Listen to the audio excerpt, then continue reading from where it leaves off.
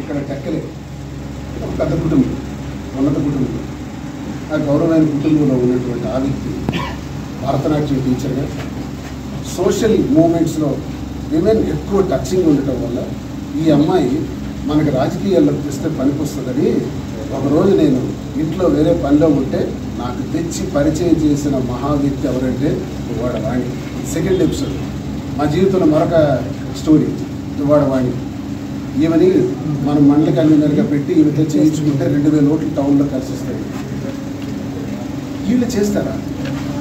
ఆమె మామ గౌరవ లీడర్ అనుకున్నానే కానీ రాజకీయంగా అమ్మాయిని నా మీద వాడటానికి తెచ్చిన దుర్మార్గురాలు ఈ దువ్వాడ వాణి ఇంత దుర్మార్గంగా ఆలోచించిందని నేను అనుకున్నాను. ఆ అమ్మాయి యాక్టివ్గా తిరుగుతుంటే, సోషల్ మూవ్మెంట్ ఫ్రీగా అమ్మాయి తిరుగుతుంటుంది, పార్టీలో పనిచేస్తుంటుంది. అందరూ సరదాగా నేసినంత ఒకసారి తిరుగుతూ వచ్చిందా కార్యకర్తలు. ఆమె ఒక్కరే అమ్మాయి రాలేదు, చాలామంది క్యాడర్ వచ్చారు, వాళ్ళందరితో పాటు కలిసి వెళ్ళాం, సరదాగా తిరిగి వచ్చాం. ఇవన్నీ జరుగుతున్నటువంటి ఈ సందర్భంలో లేనిపోని అపోహలు, లేనిపోని వ్యవహారాల్లో ఆ అమ్మాయికి నాకు లేనిపోని సంబంధాలు సృష్టించి ప్రజల ముందు, సభ్య సమాజం ముందు, ఆఖరికి అధిష్టానం ముందు కూడా ఆమె పేరు పెడితే డీజీపీ ఫర్ ఇంటెలిజెన్స్ లాంటి ఆమె గురించి మాట్లాడాల్సిన పరిస్థితి వచ్చి చాలా తీవ్రతరం చేశారు.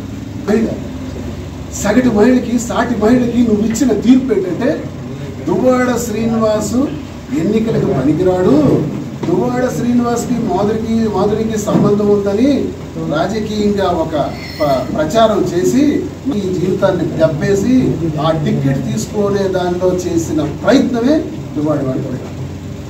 నేనేం అన్యాయం చేశాను, ఏం ద్రోహం చేశాను, నాకు మీకు సంబంధాలు ఏంటి, ఎటువంటి రిలేషన్స్ మీకు నాకు ఉన్నాయి, మీ భార్య మీరు ఖండించరు.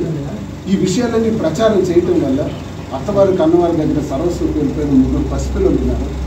నాకు చావే సరైనమని ఒక్క సెకండ్లో వెళ్ళి హ్యాంగ్ చేసుకుంటాను. హ్యాంగ్ చేసుకుంటే నాకు హ్యాంగింగ్ ఎలా ఆపాలో కూడా నాకు తెలియదు. వెంటనే ఆ చెయ్యిలా అడ్డుపెట్టాను. ఇలా చెయ్యి అడ్డుపెట్టి ఇక్కడ నెక్కి తగలకుండా అలా ఆపాను అంతే. అది ప్రమాదం అంట, నాకు తెలియదు. ఇక్కడ టైట్ అయిన ప్రమాదం అంట. అయినప్పటికి కూడా ఆల్రెడీ హాఫ్ హ్యాంగ్ అయిపోయింది. అయినప్పటికీ ఒక మహిళ ప్రాణానికి ప్రాణం పోయే స్థితికి వస్తుంది.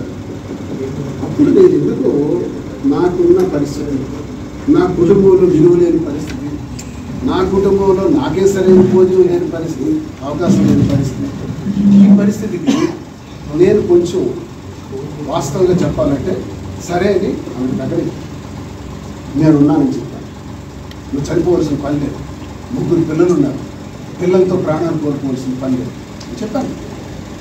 నేను బయటికి వెళ్ళటం నిజమే, క్యాంపులు జరగటం నిజమే, దేవాలయానికి వెళ్ళటం నిజమే చెప్పాను.